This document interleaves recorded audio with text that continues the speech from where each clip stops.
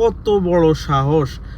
বাংলাদেশের স্বাধীনতা বিরোধী আর বেজন্মাদের দল, হ্যাঁ, একজন মন্তব্য করেছে ঢাকা বিশ্ববিদ্যালয় নাকি বেশ্যাখানা আর মদের আড্ডা ছিল।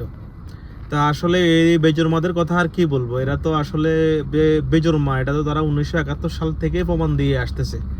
আর এই বেজন্মাদের নিয়ে পাকিস্তানও কিন্তু আছে আসলে বিপদে, পাকিস্তানও সেম অবস্থায় আছে বেজন্মাদের নিয়ে। তো এরা কারা ভাইয়া? এরা হচ্ছে সেই লোকগুলা যারা এত ভালো জানে যে ঢাকা বিশ্ববিদ্যালয়ে বেশ্যাখানা আর মাদকের কারবার হয়।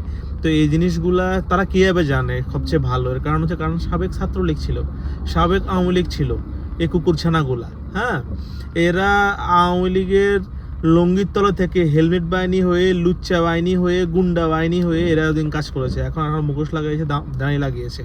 এই মুনাফিক চক্র আওয়ামী লীগের লঙ্গির তলা থেকে আওয়ামী লীগের ওইটা চুষতে চুষতে নিস্তেজ বানায় ফেলছে। এটা হচ্ছে এই মুনাফিক চক্র।